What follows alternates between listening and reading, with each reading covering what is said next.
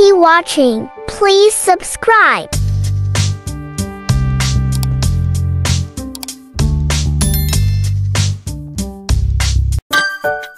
Misteri Kraken Skandinavia. Di antara angin yang bertiup kencang dan ombak yang bergelombang, di lepas pantai Norwegia terdapat sebuah kisah kuno yang telah menakutkan pelaut selama berabad-abad. Kisah tentang Kraken, legenda monster laut raksasa dari mitologi Skandinavia dan Islandia, telah menjadi bahan pembicaraan di kapal-kapal petualangan dan warung-warung pinggir pantai sejak zaman dahulu kala. Tetapi di sebalik misteri yang terbungkus erat, apakah Kraken hanyalah mitos belaka atau ada dasar kebenarannya yang mengerikan? Cerita dimulai di sebuah desa nelayan kecil di pesisir Norwegia, di mana seorang anak muda bernama Erik tumbuh dalam keajaiban laut yang menyelimuti setiap aspek kehidupannya.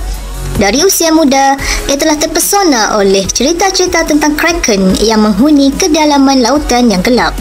Meskipun sebahagian besar orang dewasa di desanya menganggap Kraken sebagai dongeng semata, Erik merasa ada sesuatu yang lebih dalam, sesuatu yang tidak bisa dijelaskan oleh kata-kata biasa.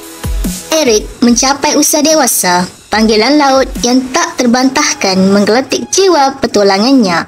Dengan kapal kecil dan awaknya yang berani, Erik mulai ekspedisi daringnya ke lautan yang luas, bersumpah untuk mencari tahu kebenaran di balik legenda Kraken. Dengan setiap kilometer yang mereka lalui, ketenangan di antara awak kapal semakin meningkat, tetapi tekad Erik tidak pernah goyah.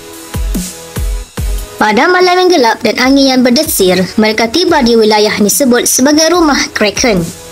Di antara gemuruh ombak, mereka mulai merasakan getaran aneh di dalam air, menandakan kedatangan sesuatu yang besar dan mengerikan. Saat fajar menyinsin, kegelapan dibelah oleh bayangan raksasa yang menjulang dari dalam lautan.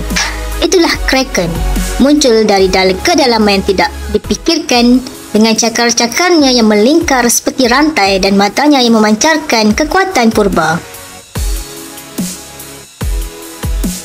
Pertarungan yang menggetarkan jiwa pun dimulai. Kapal Erik digoncang oleh gelombang besar yang dipicu oleh gerakan Kraken yang dahsyat. Awak kapal berjuang dengan penuh keberanian, menggunakan semua keahlian mereka untuk menghadapi monster laut ini.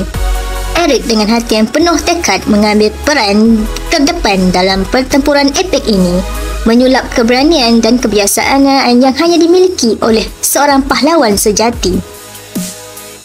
Kraken bukanlah musuh yang mudah ditaklukkan. Dengan setiap serangan baliknya, kapal Erik semakin terancam kehancuran. Namun di saat-saat tergelap itu, Erik menemukan kekuatan di dalam dirinya yang tidak pernah ia sadari sebelumnya.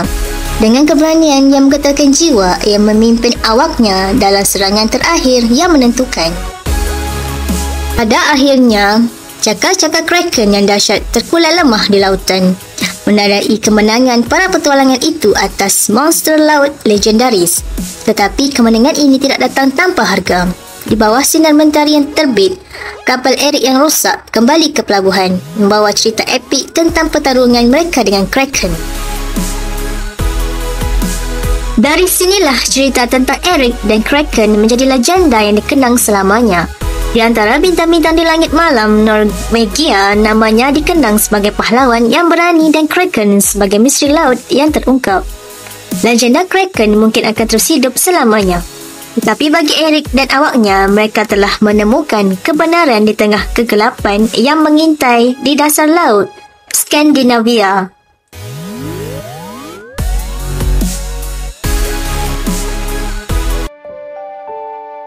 The end. Please subscribe.